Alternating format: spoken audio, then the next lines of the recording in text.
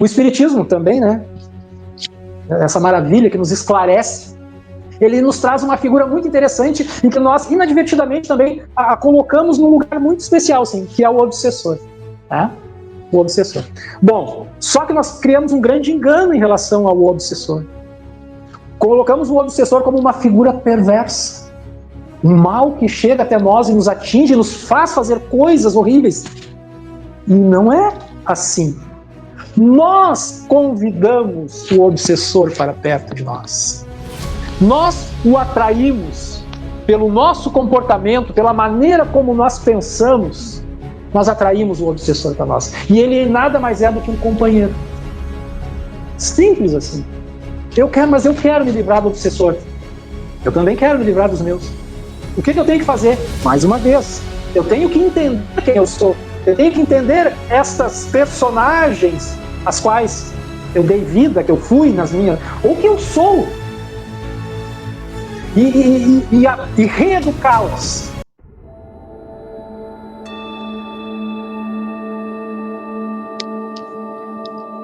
Uma boa noite a todos os irmãos presentes, encarnados e desencarnados, e os nossos irmãos que estão nos assistindo online. Uma boa noite a todos.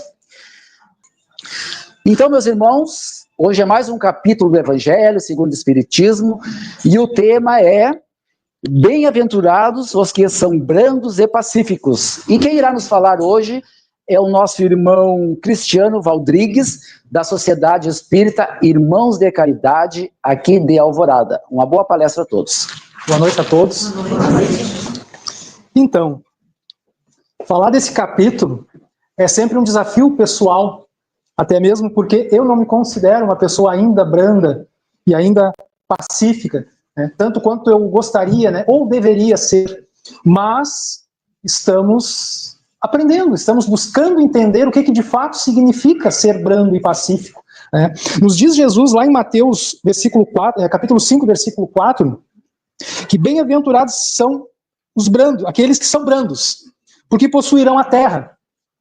Fica um pouco, no primeiro olhar desavisado, desatento, fica um pouco contraditório. Por que Jesus promete a terra, sendo que ele enfatizou sempre a questão espiritual e não a questão material, associando assim a terra, obviamente, à questão material?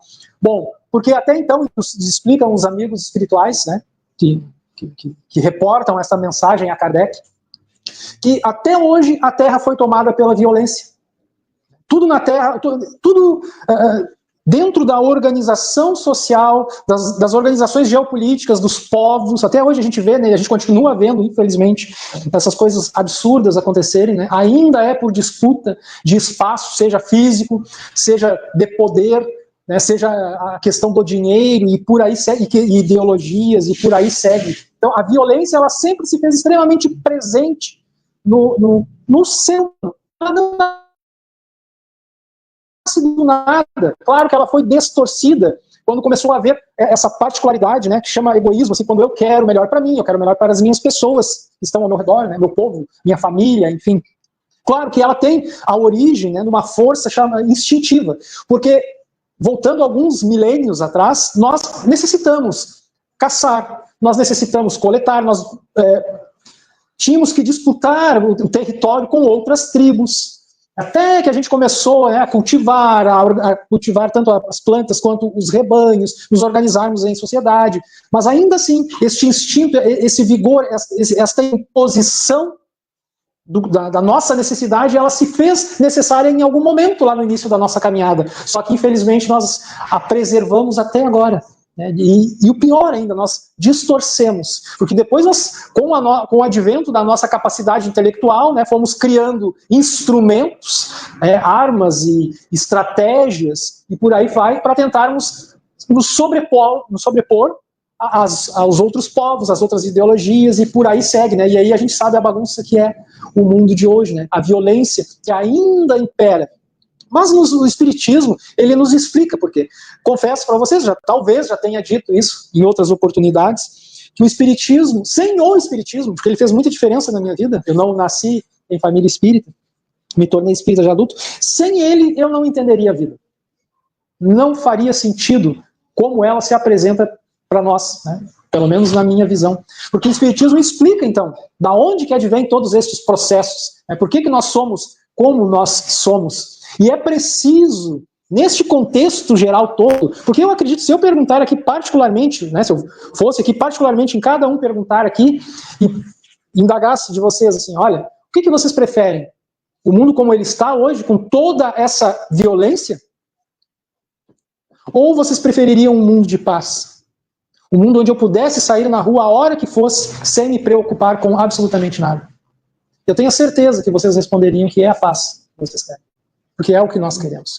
Só que tem um detalhe muito importante nisso tudo. Tá? Essa paz, ela não vai vir de fora. Tá? Não vai ser nenhum governo, nenhuma organização, nenhuma ONG, talvez nem mesmo a casa espírita, ela vai nos fornecer as ferramentas. O Espiritismo vai nos oferecer ferramentas, mas essa paz ela precisa nascer dentro de nós. E para isso, nós precisamos nos observar. Nós precisamos dar um mergulho para dentro de nós para procurarmos entendermos de fato quem nós somos. Porque a questão, bem no início do capítulo, já começa com a injúria e a violência.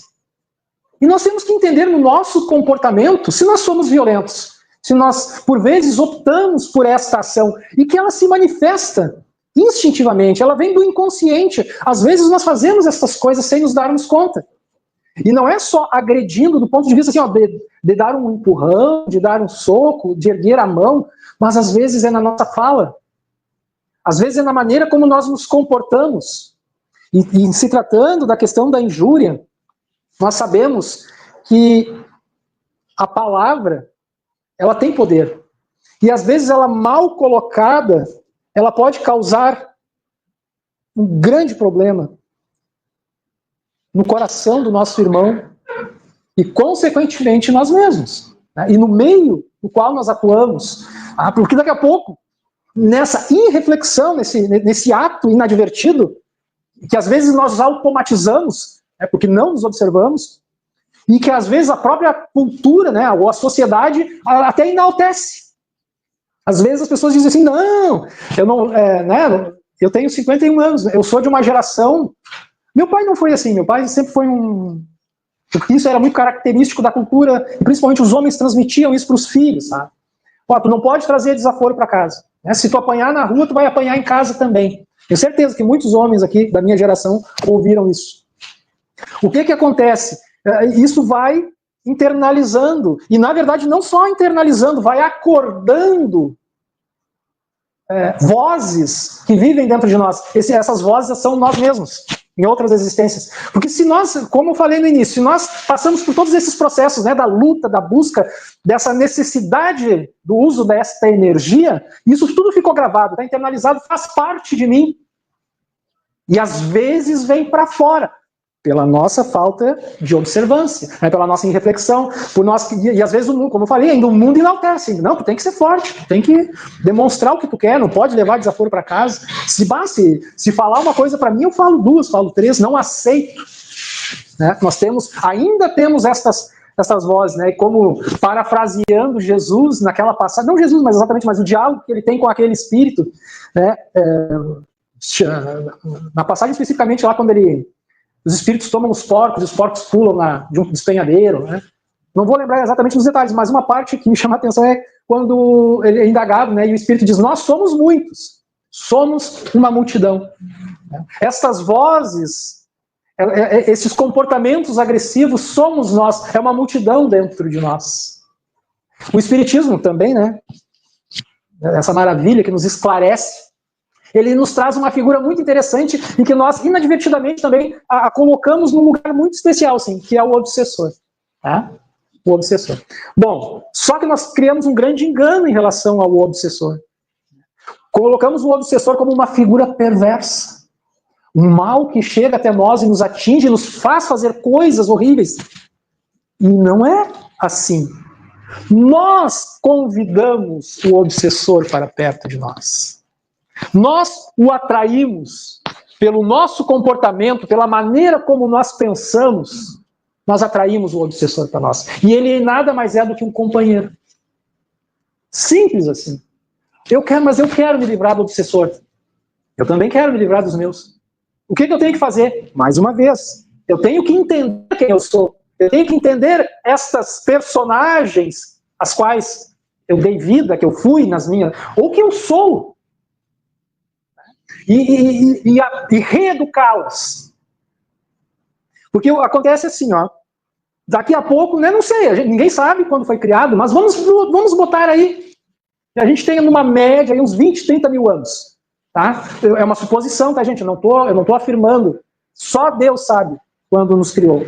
Tá? Não existe na literatura absolutamente nada que determine algo nesse sentido. Tá? É só uma hipótese.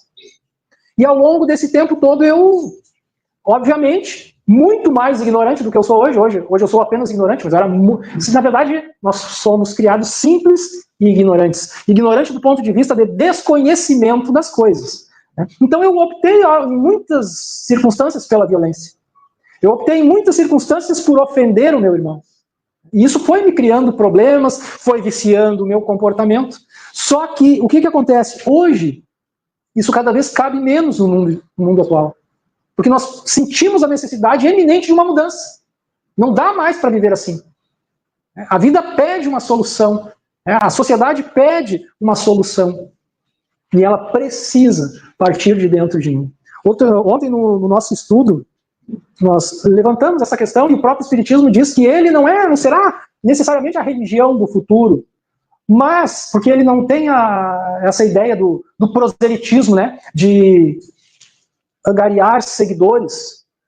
Né? Não é essa a ideia. A ideia é nos libertar do materialismo, é nos apresentar, é nos conectar com Deus, nos apresentar a Deus, é que nós possamos viver a nossa espiritualidade com mais plenitude, né? De fato sabermos quem somos, entendermos quem somos e poder modificar quem somos. Ele nos traz o contato com a nossa própria essência mais íntima. É a mensagem do Cristo entendida com profundidade. Né? Então, o que o Espiritismo faz, né, conosco, que buscamos, e claro, não só o Espiritismo, mas vamos pegar a nossa parte do processo aí, ele nos aponta como nós devemos ser. Então não adianta eu dizer, faz isso, faz aquilo, eu preciso me tornar o exemplo. Daqui a pouco alguém vai dizer assim, olhar, né, vamos pegar um espírita, já um irmão com mais caminhada, assim, né, vamos pegar o Chico, vamos pegar o Divaldo, vamos olhar, analisar a vida deles. O que eles fizeram na vida deles? Eles se doaram.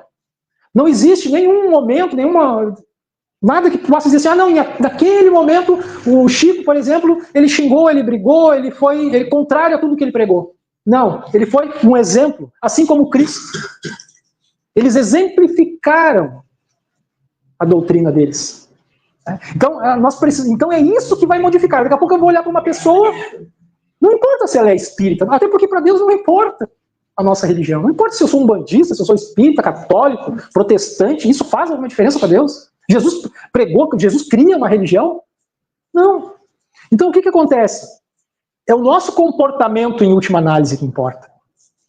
O que nós vamos fazer, as nossas ações, as nossas atitudes. Daqui a pouco alguém vai olhar para esse espírita, né, esse ser que já deu esses passos, e vai olhar assim, puxa, cara, mas que legal, eu tenho te observado, assim, em várias situações, assim, eu não vejo tu brigar, e às vezes as pessoas te provocam, mas eu nunca vi tu brigar, eu nunca vi tu ofender alguém. Que legal, cara, né, assim, me conta um pouco de ti aí. Aí vem, né, aí a gente, não estou dizendo, né, aí o espírita vem só, eu sigo Jesus, eu estudo o espiritismo e tal, e isso vai transformando a sociedade, isso pode transformar a sociedade. Né? A partir do momento que eu optar por não ser mais uma pessoa violenta, e ser uma pessoa branda, uma pessoa pacífica, eu posso ter um peso diferente na sociedade. E começar, aí sim, nesse sentido, a cativar outras pessoas a serem da mesma forma. E assim, gente, uma grande questão, tá? Outra das grandes questões desse processo é a paciência. E aí é interessante, né? Porque às vezes a gente pode pedir, e vocês já ouviram isso muitas vezes, mas a gente está aqui para relembrar. Né? A gente não está aqui para dizer nada que não tenha sido dito ainda, talvez apenas de alguma forma diferente. Não adianta se a gente pedir na nossa prece, tá? Talvez não venha como a gente queira. Chega, né, no momento que a gente entra para o nosso aposento íntimo, né? para dentro de nós mesmos e nos conectamos com Deus e com a espiritualidade superior e pedimos assim: Pai, me dá paciência. Tá? Será que ele vai derrogar as leis dele e vai dar um passezinho de mágica assim, e a partir daquele instante eu me tornei uma pessoa paciente? Será que é assim que funciona? Ou nós esquecemos que estamos num mundo de provas? Provas. O que quer dizer provas? Provas e expiações. Vamos pegar a prova. Eu tenho que ser provado. Eu tenho que ser testado. Até que em algum momento eu aprenda. Tá? E só se aprende pela experiência. Porque nós podemos teorizar coisas maravilhosas. Passarmos aqui o final de semana inteiro teorizando. Tá? Mas a gente só vai ter certeza se de fato aprendeu quando, porém, prova. Quando nós sairmos ali na rua e o irmão do carro da frente entrar na rua sem dar sinal. E nós... Ele só esqueceu. Ele só esqueceu. A lâmpada estava queimada. Aí a gente diz assim, não, agora sim, agora eu estou começando. Agora eu estou começando. Né? Quando o irmão, né, enfim, placa de pare parece que não existe mais nenhuma também, não sei se vocês têm visto por aí, mas não vejo mais ninguém parar. Né? Só atravessam. Assim. Mas é por aí, gente. Então assim, ó. E aí eu tenho que entender quais são as minhas buscas de verdade, porque eu posso, e aí eu gosto essas séries de zumbi, não que eu assisti outras, assim, mas nós às vezes nos comportamos como eles. Tá? Porque nós estamos atravessando a vida, atravessando a jornada, o dia a dia, sem entendermos muito bem o que estamos fazendo. Por isso reforçamos a necessidade do autoentendimento, do autoconhecimento. Tá? Porque daqui a pouco nós tomamos essas atitudes irrefletidas das nossas vozes pretéritas, dos nossos instintos primitivos, desse instinto que ainda é violento, e vamos sintonizando com os obsessores, né? Nossos irmãos, nossos brothers, né? Por assimilação fluídica. Por quê? Porque eu estou sempre vibrando nessas faixas mentais. Entendem? Nós precisamos substituir. E eu não sei se em algum momento eu pensei em entrar nisso, agora vamos ver se eu consigo voltar. Assim, ó. Todas estas experiências que nós tivemos, elas estão profundamente marcadas nos painéis do nosso perispírito. Tá? Isso faz parte de nós. E elas não vão ser apagadas do dia para a noite. Elas precisam ser substituídas por novas experiências positivas. Até que estas que estão lá e que ainda têm império sobre a nossa ação, elas ainda moldam o nosso pensar, a nossa sintonia e a nossa atitude. Elas ainda prevalecem. Elas precisam ser substituídas. Tá? Tudo bem que eu já fiz um monte de coisa errada. Tá? Aqui está marcado, isso ainda me move, tá ok? Porque é muito forte. Porque foram, como a gente voltou lá na nossa hipótese, 20, 30 mil anos fazendo isso. Tá? Não é pouca coisa. Só que aí, daqui para frente, agora, menos ignorante, né, menos desconhecedor das verdades de Deus e das suas leis, o que acontece? Eu posso escolher melhor. E aí eu posso escolher dar o sinal de seta, eu posso escolher perdoar, eu posso escolher ter paciência com o meu irmão, entendendo que talvez ele não saiba destas coisas, que talvez ele não esteja procurando entender quem ele é, o que ele está fazendo no planeta Terra. Talvez ele não saiba. Então, se eu sei, a minha responsabilidade é diferente. Não é a mesma responsabilidade. Né? Então, eu vou fazendo isso. E eu vou tendo resultados positivos. E eu começo a me alegrar com estes resultados. E daqui a pouco, como diz Divaldo, né? A lixa do tempo vai apagando ou vai enfraquecendo a impressão das minhas atitudes negativas, que são preponderantes ainda. E essas atitudes mais positivas que eu escolho agora com a minha razão tomar, vão tomando mais força, vão brilhando mais, vão me enchendo de alegria, vão me enchendo de espiritualidade e vão tomando força. Então vai enfraquecendo a impressão negativa, a preponderância da ação negativa na minha vida. E a outra vai acendendo a minha chama interior. E isso passa pelo meu livre-arbítrio, pela minha escolha, pela minha vontade de querer mudar. Eu sou um fã de Paulo de Tarso. Né? Para aqueles oriundos da Igreja Católica, São Paulo, que é nascido na cidade de Tarso, na cidade grega de Tarso, de origem hebreia, né? Ele era um hebreu, e nasce, então, Saulo. Saulo era uma pessoa extremamente inteligente, estudou com os melhores professores da sua época, de uma família assim, tipo classe média alta. Tudo que ele precisou para se desenvolver, físico e intelectualmente, ele teve na sua infância e na sua juventude, né? Enfim. Mas ele fez, e depois teve pessoas maravilhosas no seu caminho. Gamaliel, seu instrutor, no Sinédrio. Sua noiva, Abigail, uma mulher fantástica, extraordinária, né? Uma jovem doce, meiga, que o amava. Teve várias pessoas, né, que tentaram ajudá-lo, né, enviados certamente, porque todos nós somos chamados em algum momento da vida. Tanto é que nós estamos aqui agora, porque nós fomos chamados. E ouvimos o chamado, né, demos atenção ao chamado. Mas ninguém fica sem ser chamado. Ninguém. A pessoa pode estar hoje com o maior problema, em algum momento da sua vida ela foi chamada. Deus cuida de cada um de nós. Jesus cuida, né, de cada uma das suas ovelhas, porque ele conhece cada uma das suas ovelhas. Inclusive, ele afirma que nenhuma das suas ovelhas se perderá. Mas, enfim, Paulo precisou cair do camelo às portas de Damasco. E aí temos vários significados simbólicos muito impactantes. Será que nós precisamos continuar ouvindo estas impressões negativas do passado até que chegue um ponto, porque o mundo, em algum momento, e está muito próximo, nós estamos num momento de transição. Será que nós vamos precisar cair também? Tombar com o rosto contra o chão para despertarmos? Ou nós podemos fazer isso racionalmente antes de que isso aconteça de fato? A queda do camelo, né, quando Jesus se apresenta em forma de luz para Saulo, é um simbolismo. Aquela queda, ela só representa o que já havia acontecido na vida dele. Ele já tinha caído moralmente. Ele dá início, para quem porventura não tenha lido lá, está lá nos Atos dos Apóstolos, eu não vou lembrar agora o capítulo, mas está lá no Atos dos Apóstolos, e também está em Paulo e Estevão, né, uma obra maravilhosa, ditada por Emmanuel, a Chico Xavier, e que todo cristão precisa ler. Por favor, se tiverem a oportunidade, leiam Paulo e Estevão. Então, aquilo é simbólico. E o que Jesus faz? Eu tenho uma filha, né? Ela tem 18 anos. E com os filhos a gente faz assim, né? A gente tem um apelido, né? Quem é que chama o filho pelo nome inteiro? Ela é a Luísa. Tá? Então eu chamo ela de Lu, ou filha, né? Tá?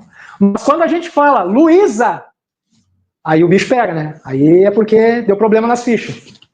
Jesus chega para ele e diz 2 vezes, né? Repete o nome dele 2 vezes. Saulo, Saulo. Ou seja, Jesus está dando um pito nele, né? Por que me persegues? Jesus sabia por que ele perseguia ele. É Jesus, o Espírito, que a gente nem tem condições de entender a capacidade, a grandiosidade. Né? O governador espiritual do planeta Terra organizou o planeta para que nós pudéssemos estar aqui, pessoalmente. Bom, ele sabia a resposta. Ele sabia. Jesus tem a capacidade de nos olhar, não porque ele seja mágico, mas pela experiência e a sua capacidade, ele consegue olhar para nós e entendermos quem nós somos, entender toda a nossa experiência. E ele pergunta, Saulo, Saulo, por que me persegues? Ele não queria a resposta, porque ele sabia a resposta. Ele queria provocar a resposta em Saulo. Ele queria provocar a reflexão em Saulo. Porque Saulo perseguia os cristãos porque ele sintonizava com o ódio. Porque ele sintonizava com a maldade naquele momento, com o orgulho, com a arrogância, com a prepotência. Ele era cheio de si mesmo, ele achava que ele era o grande doutor da lei, que tudo sabia e que tinha o direito de perseguir e fazer o que ele estava fazendo. Era a sua queda moral. Mas ele precisava trazer isso para a consciência. Por isso Jesus o provoca na pergunta. E Saulo, tentando fugir da resposta à pergunta, quem é o Senhor? Quem sois vós? Né? Eu não lembro exatamente da palavra, mas ele pergunta quem era aquele espírito, né? E Jesus, né? Eu sou Jesus, aquele que tu persegues, devolvendo mais uma vez, né, a pergunta a Saulo. Então, meus irmãos, será que nós vamos precisar chegar no ponto de exaurirmos as forças e tombarmos, para daí provocarmos a reflexão de quem nós somos, do que nós estamos fazendo, com o que nós estamos sintonizando? Se nós queremos, naquela pergunta, né, que eu fiz hipoteticamente para cada um de vocês, se nós queremos um mundo de paz, nós precisamos querer a paz, nós precisamos sintonizar com a paz, nós precisamos exercer a paz. Cada um de nós, sendo este elemento de paz, nós vamos construir um mundo de paz. Quando nós, de fato, quisermos. Que nós ainda, infelizmente, não queremos. Né? Mas mais eu acredito, talvez assim, que mais por ignorância do fato do que por maldade propriamente dita. Né? Eu quero crer que a maldade, ela é muito, embora ela domine o mundo hoje, ainda ela é assim, o número de pessoas de fato más é muito menor. Né? O grande número, a grande massa é desconhecedora das verdades de Deus, por isso erra. E, obviamente, que também acaba causando mal por desconhecimento. Então, por isso, nós precisamos ser seres mais conscientes. E é importantíssimo ser brando e ser pacífico. Mas, às vezes, isso pode ser assim meio morno. No sentido de que daqui a pouco eu posso só sentar, ficar quietinho, né? Não é comigo, tá tudo bem, não estou fazendo mal nenhum. Só que isso só não... pode ser, até que em algumas situações pode ser muito. Né? Já pode ser um passo importante. Mas nós estamos em evolução. E não tem para onde correr. Nós temos que dar passos maiores na direção da luz. Nós temos que dar passos maiores na direção de Deus e do nosso potencial, do nosso lugar no universo. Tá? Então, é muito importante ser brando e pacífico. Mas nós temos que subir mais um degrauzinho aí. Nem a gente fez hoje aqui, né? Mais os degraus. Nós precisamos também sermos pacificadores. Tá? Porque o pacífico, daqui a pouco, ele pode ser assim um pouco morno, né? Meio, não é comigo, tal, tudo bem, estou aqui. Mas nós precisamos atuar. E aí, mais uma vez, reforçamos a questão da nossa atitude. Um pacificador, ele vai de encontro ao problema.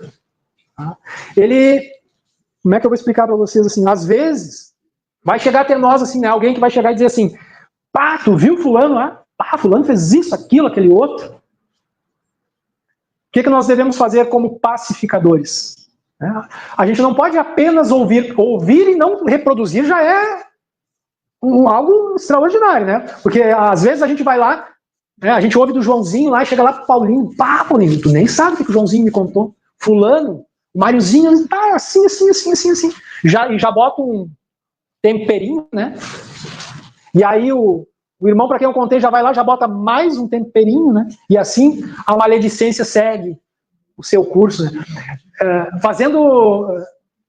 Eu tenho a grata oportunidade de evangelizar há bastante tempo, né? Nós fizemos assim essa experiência várias vezes na sala de aula, assim, com um grupo de 15, 20 jovens, assim, e é muito interessante. A gente chega no ouvido do primeiro e e fala uma frase. Por exemplo, assim, Jesus é nosso irmão, nosso mestre, nosso amigo. Tu fala pro primeiro. É incrível, gente. Podem fazer em qualquer grupo. Assim. Quando chega no último, nem Jesus estava mais na frase.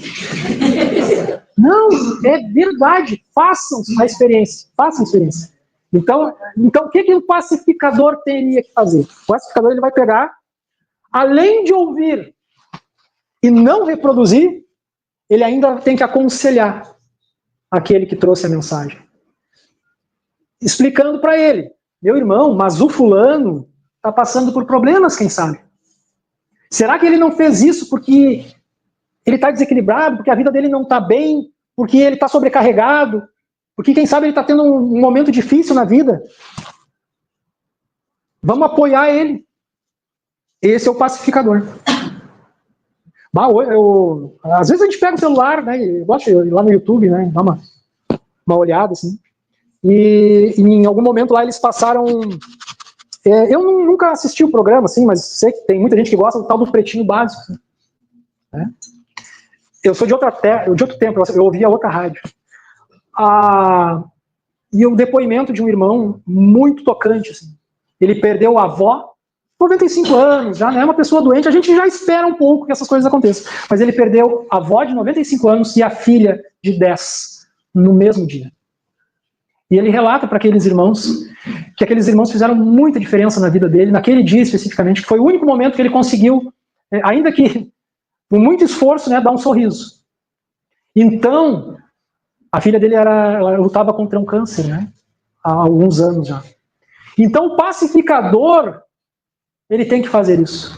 Eu nem conheço o programa, não conheço exatamente as pessoas que trabalham lá, sei que é engraçado, né, eu sei que eles, e como eles são de Porto Alegre, né, eles têm essa linguagem assim, que nos é mais familiar.